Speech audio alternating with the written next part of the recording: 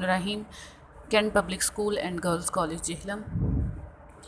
بیٹا آج آپ لوگوں نے توحید کے بعد رسالت کے بارے میں پڑھنا ہے، اور توحید کے بعد درجہ بھی رسالت کا ہے، کیونکہ سب سے پہلے درجہ کس چیز کا ہے؟ قرآن مجید کا. اگر ہمیں کسی بھی معاملے میں رہنمائی چاہیے تو ہم قرآن مجید کو کھولتے ہیں اور اس سے ہم رہنمائی حاصل کرتے ہیں.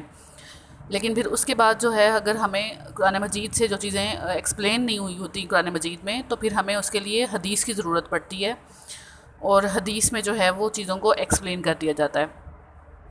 تو حدیث جو ہے وہ نبی کریم صلی اللہ علیہ وسلم کے تھرو ہمیں ملی ہے، کیونکہ نبی کریم صلی اللہ علیہ وسلم کے قول، فعل اور عمل کو حدیث کہتے ہیں. تو وہ جو ہے رسالت جو ہے پھر اس لیے توحید کے بعد دوسرا درجہ رکھتی ہے. رسالت کے جو لغوی معنی ہیں وہ ہیں پیغام پہنچانا، اور پیغام پہنچانے والے کو کیا کہتے ہیں؟ رسول کہتے ہیں. تو اصطلاحی معنی میں جو ہے رسول اس شخص کو کہا جاتا ہے جس سے اللہ تعالیٰ نے اپنے احکام کی تبلیغ کے لیے اپنی مخلوق کی طرف بھیجا ہو. رسول کو جو ہے نبی بھی کہتے ہیں. نبی کے معنی جو ہے وہ خبر دینے والا. اب پیغام پہنچانے والا اور خبر دینے والا جو ہے وہ سیم ہو گیا کہ رسول اور نبی. چونکہ رسول لوگوں کو اللہ تعالیٰ کے ارشادات سے آگاہ کرتا ہے، اس لیے اسے نبی بھی کہا جا سکتا ہے. انبیاء اور رسول اپنے معاشرے کے لیے بے حد نیک اور پارسا انسان تھے، جن پر اللہ تعالیٰ وحی کے ذریعے اپنے احکامات جو ہے وہ نازل فرماتا ہے. تو رسول جو ہے وہ کم و بیش 1,24,000 پیغمبر جو ہیں رسول ہمارے پاس دنیا میں بھیجے گئے ہیں، جو اللہ تعالیٰ کا پیغام لے کر آئے ہیں، جس میں واحد ایک پیغام یہ تھا سب سے پہلے کہ توحید، اللہ کو ایک ماننا، ایک جاننا، اور اس کے ساتھ کسی کو شریک نہ ٹھہرانا. تو یہ ایک واحد پیغام جو تھا وہ سب کا مشترکہ تھا، اور باقی جو احکامات آتے تھے وہ دور کے مطابق، اس دور میں جس چیز کی ضرورت پڑتی تھی اس دور کے مطابق جو ہے وہ احکامات نازل کیے جاتے تھے انبیاء کے ذریعے. یہ وہ لوگ ہوتے تھے جو اپنی محنت سے نبی یا رسول نہیں بنتے تھے، بلکہ ان لوگوں کو چن لیا جاتا تھا اللہ تعالیٰ کی طرف سے کہ میں نے ان نیک بندوں کو، اللہ تعالیٰ نے چن لیتا تھا کہ میں نے ان نیک بندوں کو جو ہے وہ نبی یا رسول بنانا ہے، یا جو وہ نبی یا رسول کی اولادوں میں سے ہی جو ہے وہ نبی اور رسول بنا دیے جاتے تھے، جو لوگوں تک اللہ تعالیٰ کے احکامات کو پہنچاتے تھے، جو برحق ہوتے تھے. اب وہی ہے، وہی کے جو اصل میں لغوی معنی ہیں وہ ہیں چپکے سے کوئی بات دل میں ڈالنا یا اشارہ کرنا. وہی آپ کو پتہ ہے کہ حضرت جبرائیل علیہ السلام کے ذریعے نبی کریم صلی اللہ علیہ وسلم تک پہنچائی جاتی تھی، اور پہلی وہی جو تھی وہ کیا تھی؟ اقرا، پڑھ. اور پھر اس کے بعد بیٹا کہ وہی جب نازل ہوئی تھی اس میں بھی آپ نے پڑھا ہوگا کہ نبی کریم صلی اللہ علیہ وسلم غار حرا میں جو ہے وہ موجود تھے، اور آپ عبادت فرما رہے تھے. اور اس کے بعد آپ جب واپس آئے تو آپ نے آسمان پہ فرشتے کو دیکھا جو جبرائیل علیہ السلام تھے، جو اپنے بڑے بڑے پروں کے ساتھ آسمان پہ ان کو نظر آ رہے تھے.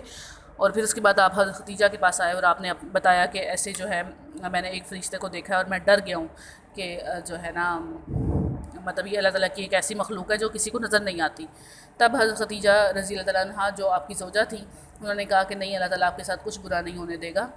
آپ جو ہے وہ لوگوں کی مدد کرتے ہیں، لوگوں پہ احسان کرتے ہیں، اللہ کی عبادت کرتے ہیں، بچوں پر رحم کرتے ہیں، بڑوں کا احترام کرتے ہیں، تو آپ کے ساتھ جو ہے وہ کچھ برا نہیں ہوگا. اور اس وقت کے بعد جو ہے آپ کے پاس وہی کا سلسلہ شروع ہو گیا تھا. وہی جو ہے وہ وقت کے ساتھ آتی تھی کہ مطلب جیسے ہی کچھ معاملات درپیش ہوتے تھے دنیا میں، تو اللہ تعالیٰ آیات کے ذریعے جو ہے حضرت جبرائیل علیہ السلام کے ذریعے جو ہے وہ وہی نازل فرما دیتے تھے، اور وہ قرآن پاک کی آیات ہوتی تھی. جیسے کہ نماز کا حکم دیا گیا تھا، اقیموا الصلاۃ وآتوا الزکوٰۃ، تو پھر یہ آیات جب نازل ہوئی تھی تو حضرت جبرائیل علیہ السلام کے ذریعے نبی کریم صلی اللہ علیہ وسلم تک پہنچی، اور نبی کریم صلی اللہ علیہ وسلم سے صحابہ کرام تک پہنچی. اور پھر جب شراب کا حرام کرنے کا حکم دیا گیا تھا تب بھی ایسے ہوا تھا، آیات نازل کر دی گئی تھی. کوئی بھی معاملہ درپیش ہوتا تھا وہی اس ٹائم جو ہے نازل کر دی جاتی تھی حضرت جبرائیل علیہ السلام کے ذریعے. اب اس کے لغوی معنی کیا ہے؟ چپکے سے کوئی بات ڈالنا، اشارہ کرنا. اور اصطلاحی میں جو ہے مفہوم میں اس سے مراد اللہ تعالیٰ کا وہ پیغام ہے جو اس نے اپنے کسی رسول کی طرف فرشتے کے ذریعے نازل کیا، یا براہ راست اس کے دل میں ڈال دیا، یا کسی پردے کے پیچھے سے اسے سنوا دیا. آپ کو پتہ ہے حضرت موسیٰ علیہ السلام جو تھے وہ اللہ تعالیٰ کے لاڈلے نبی کہلایا جاتے تھے. وہ اس لیے کیونکہ وہ واحد نبی تھے جن کے ساتھ اللہ تعالیٰ نے ڈائریکٹ کلام کیا تھا، آپ سے ڈائریکٹ بات چیت کی تھی. ورنہ جو ہے وہ فرشتوں کے ذریعے جو ہے وہ پیغام پہنچا دیا جاتا تھا لوگوں تک، کہ انہوں نے کوئی عمل جو بھی کرنا ہوتا تھا، اس جو آیات نازل ہونی ہوتی تھیں یا اس وقت کے لیے جو احکامات نازل ہونے ہوتے تھے وہ فرشتوں کے ذریعے لوگوں کو بتا دیے جاتے تھے. لیکن حضرت موسیٰ علیہ السلام کے ساتھ جو ہے اللہ تعالیٰ ڈائریکٹ بات کر لیا کرتے تھے. آپ کوہ طور پر جاتے تھے جو پہاڑ تھا، آپ اس پر جاتے تھے اور اللہ تعالیٰ سے کوئی بھی معاملہ اگر درپیش ہوتا تھا تو ڈائریکٹ بات کر کے اور آپ جو ہے وہ لوگوں تک وہ احکام جو ہے وہ پہنچا دیا کرتے تھے۔ تو اس میں سب سے پہلے جو آیت ہے وہ آ رہی ہے آپ کے پاس کہ اور یہ کسی بشر کا مقام نہیں کہ اللہ اس سے کلام کرے، مگر ہاں یا تو وہی سے یا کسی پردے کے پیچھے سے یا کسی فرشتے قاصد کو بھیج دے، سو وہی پہنچا دے اللہ کے حکم سے جو اللہ کو منظور ہوتا ہے۔ مطلب کہ یہ کسی انسان کا پیغام نہیں ہے، یہ اللہ تعالیٰ کا پیغام ہے اور یہ اللہ تعالیٰ کا صفت ہے۔ آپ نے پڑھا اللہ تعالیٰ کی صفات کے بارے میں، یہ قرآن پاک بھی جو ہے وہ اللہ کی صفات میں سے ایک صفت ہے کہ اللہ کی ہی عطا کردہ ہے، یہ کسی بندے کی عطا کردہ نہیں ہے۔ تو وہاں جو ہے وہ کیا ہے، وہی یا کسی پردے کے پیچھے سے بول دیا جاتا تھا اللہ تعالیٰ کی طرف سے، یا پھر فرشتے کو قاصد بنا کر بھیجا جاتا تھا۔ یہ وہی کی اقسام ہے ساری کی ساری۔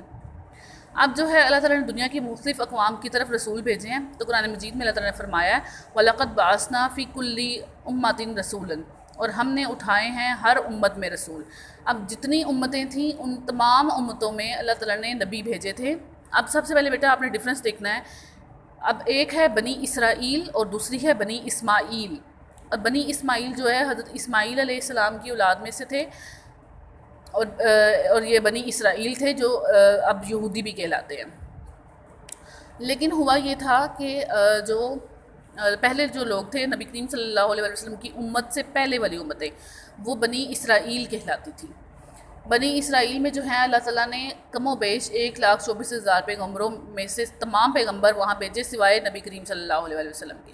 مطلب تمام پیغمبر بنی اسرائیل میں نازل کیے گئے تھے، اور صرف ایک تھے نبی کریم صلی اللہ علیہ وسلم جن کو بنی اسماعیل میں نازل کیا گیا تھا، کیونکہ حضرت ابراہیم علیہ السلام نے خانہ کعبہ میں دعا کی تھی کہ اے اللہ ہم میں سے ہی کوئی ایک نبی یہاں بھیج جو لوگوں کو مناسک حج سکھائے اور لوگوں کو تعلیمات دے دین کے بارے میں۔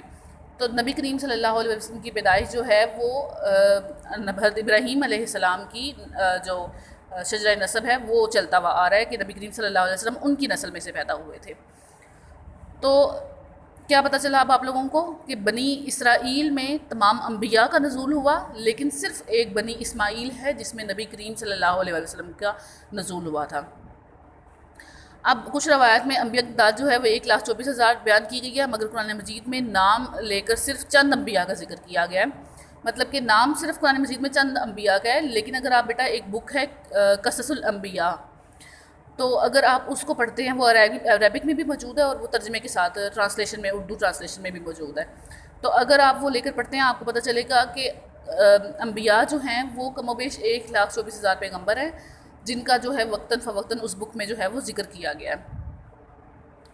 اس کے بعد بیٹا اور اللہ تعالیٰ نے قرآن مجید میں فرمایا سورہ مومن میں، اور ہم نے آپ صلی اللہ علیہ وسلم سے پہلے بھی بہت سے رسول بھیجے تھے جن میں سے بعض کا حال ہم نے آپ صلی اللہ علیہ وسلم سے بیان کیا ہے اور ان میں سے بعض کا حال ہم نے آپ سے بیان نہیں کیا۔ اب آپ اسی آیت سے اندازہ لگا لیں کہ قرآن پاک میں جن انبیاء کا ذکر کیا گیا ہے ان کے بارے میں کہا گیا ہے کہ میں نے نبی کریم صلی اللہ علیہ وسلم سے بعض کا حال بیان کر دیا ہے، لیکن ان میں سے بعض کا حال بیان نہیں کیا۔ تو وہ انبیاء ہیں جن کا ذکر قرآن مجید میں موجود نہیں ہے، لیکن وہ برحق تھے، وہ بنی اسرائیل میں نازل کیے گئے تھے۔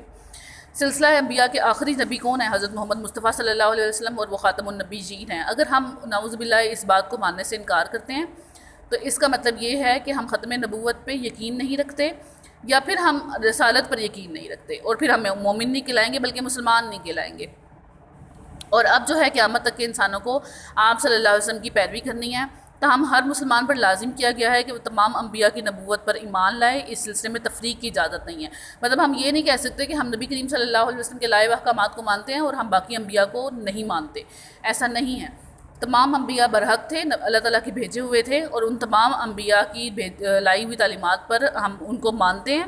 وہ تو بعد میں رد و بدل کر دیا گیا، تحریف کر دی گئی۔ بنی اسرائیل کا یہ کام تھا کہ وہ کیا کرتے تھے کہ جو چیزیں ان کو لگتی تھیں کہ ان کے لیے فائدہ مند ہے ان کو وہ اڈاپٹ کر لیتے تھے، اور جو چیزیں ان کو لگتا تھا کہ ہمارے لیے فائدہ مند نہیں ہے ان کو وہ چھوڑ دیا کرتے تھے، حذف کر دیتے تھے وہ اپنی کتاب میں سے۔ لیکن قرآن مجید ایک واحد کتاب ہے جس میں سے کوئی رد و بدل نہیں کیا گیا، کسی ایک زیر زبر کا بھی جو ہے وہ رد و بدل نہیں ہے۔ اور اب جو قیامت تک مسلمانوں نے آنا ہے وہ تمام کے تمام وہ ہوں گے جو نبی کریم صلی اللہ علیہ وسلم کی امت میں شامل ہوں گے، اور وہ نبی کریم صلی اللہ علیہ وسلم کے لائے ہوئے احکامات پر ہی عمل کریں گے۔ آپ نے بیٹا سنا ہوگا کہ قیامت کے نزدیک جو ہے حضرت عیسیٰ علیہ السلام بھی آئیں گے. حضرت عیسیٰ علیہ السلام جو ہے وہ قیامت کے نزدیک جب آئیں گے وہ بھی نبی کریم صلی اللہ علیہ وسلم کے امتیوں میں شامل ہو کر آئیں گے. مطلب وہ نبوت جو کا سلسلہ انہوں نے پہلے گزارا ہے بنی اسرائیل میں، وہ نبوت کا سلسلہ وہ نہیں گزاریں گے، بلکہ نبی کریم صلی اللہ علیہ وسلم کے امتی بن کر آئیں گے. آگے لا نفرق بین احد من رسلی، ہم اس کے رسولوں میں باہم کوئی فرق نہیں کرتے. سورہ بقرہ کی آیت ہے یہ. تو یہ ضروری ہے کہ سب انبیاء جو ہے وہ ان کو سچا اور پاک باز مانا جائے اور سب کا ادب اور احترام کیا جائے. مطلب ہمارا ایمان کم و بیش 1,24,000 پیغمبروں پر ہونا چاہیے. اسلام میں اس بات کی ہرگز اجازت نہیں ہے کہ بعض رسولوں پر ایمان لایا جائے اور بعض کا جو ہے وہ انکار کر دیا جائے یا ان کا کفر کر دیا جائے. آیت میں اللہ تعالیٰ فرما رہے ہیں، سورہ نساء کی آیت ہے، جو لوگ منکر ہیں اللہ سے اور اس کے رسولوں سے اور چاہتے ہیں کہ فرق نکالیں اللہ میں اور اس کے رسولوں میں، اور کہتے ہیں کہ ہم مانتے ہیں بعضوں کو اور نہیں مانتے بعضوں کو، اور چاہتے ہیں کہ نکالیں اس کے بیچ میں ایک راہ، اور ایسے ہی لوگ تو اصل کافر ہیں. مطلب اب یہ کہہ رہے ہیں منکر ہو جاتے ہیں اللہ تعالیٰ کے بھیجے ہوئے احکامات پر نبیوں کے، اور وہ کہتے ہیں کہ کچھ نبیوں کو تو ہم مانتے ہیں اور بعض کو ہم نہیں مانتے. تو وہ کون لوگ ہیں؟ منکر لوگ ہیں، اور وہ کافر ہی کہلائیں گے. کیونکہ دیکھیں میں نے سب سے پہلے آپ کو فرسٹ جو آپ کا لیکچر تھا اس میں نے آپ کو بتایا تھا کہ یہ ہمارے عقائد ہیں، اور عقائد میں سے ہر ایک چیز کو ماننا ہمارے لیے لازم ہے. اگر ہم ان میں سے کسی ایک چیز کو بھی نہیں مانیں گے تو اس کا مطلب ہے کہ ہم ایمان والے نہیں ہیں، ہم مسلمان نہیں کہلائیں گے. تمام چیزوں کو توحید، رسالت، ملائکہ پر ایمان، آخرت پر ایمان اور آسمانی کتابوں پر ایمان، یہ 5 چیزیں ہمارا ماننا جو ہے ہمارے لیے لازمی ہے. اس میں سے کسی ایک چیز کا بھی اگر ہم انکار کرتے ہیں تو ہم مسلمان نہیں ہیں. بیٹا بس آج کے لیے لیکچر آپ کا یہی ہے.